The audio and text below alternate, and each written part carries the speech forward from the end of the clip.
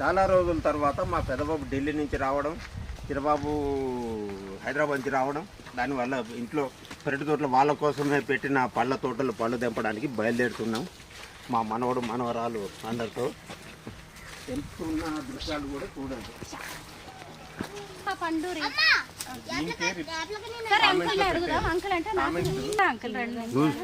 రోజు వీటి రకాలు ఇదే రసాలు అంటారు. మరి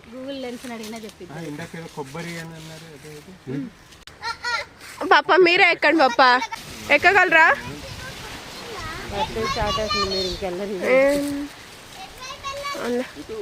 ఎక్కలేరా?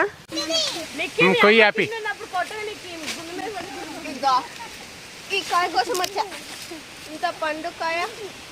వావ్, అన్ని చెట్ల మీద ఎన్ని పండిపోయాయో చూడండి.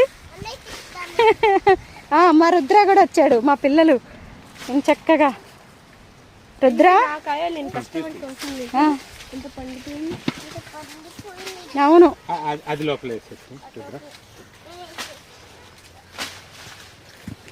ఏవేవి మ్యాంగోస్ చూపియండి ఇటు. వావ్ వావ్, ఇక్కడ చూడండి. తీసుకెళ్తున్నారు చూడు, చెట్టు మీద పండిన మామిడికాయలు చూసారా? చెట్టు ఎక్కి కోసాను, నా క్రెడిట్. తీసుకుని వెళ్ళి అక్కడ పోసేసి వస్తావా అన్న? అది కూడా అక్కడ కింద పడ్డాయి, నేను పెట్టేస్తాను. 15 days గ్యాప్లో మళ్ళీ మా పెరటి తోటలో మామిడికాయల కోసం. వ్యాపార ఉద్దేశం కాదు, దీంట్లో ఎటువంటి లాభాపేక్ష లేదు. కేవలం ఇంటి పెరట్లో పెట్టినవి ఇంటికి వచ్చే బంధువులు మిత్రుల కోసమే. ఇంతకుముందు కూడా చెప్పాం, మా ఊరికి వస్తే, మా ఇంటికి వస్తే ఆతిథ్యంలో భాగంగా ఇవి కూడా కోసి అందిస్తాం. అంకుల్ మీరు చెప్పండి, అంకులే కదా ఇదంతా. ఇప్పుడు ఇవి చూస్తేనేమో ఏదో రసాలు, చెరుకు రసాలు తెచ్చినాయి. ఇది బంగినపల్లి, మా కలెక్టరు, తోతాపూరి రసాలు.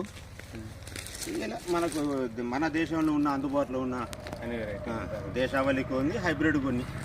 మొత్తానికి తోటలు ఎకరం 10 గుంటల తోటలు మొత్తం మామిడి, ఇతర జాతి పండ్ల మొక్కలు అంటే కొబ్బరి, పనస, అరటి, నిమ్మ, బత్తాయి ఇలాంటి పళ్ళ జాతి మొక్కలు పెట్టి ప్రస్తుతానికైతే సంరక్షిస్తున్నాం.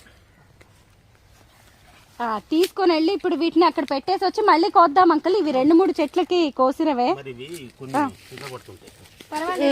చూస్తానులేండి, 2-3 చెట్లకి కోసిన కాయలు ఇవన్నీ కూడా. ఏంటి అంకుల్ మీరు మోస్తారా? వద్దులేండి, ఇద్దరు పట్టుకొని వెళ్ళి అక్కడ వద్దు. ఒకరి తర్వాత ఒకళ్ళు.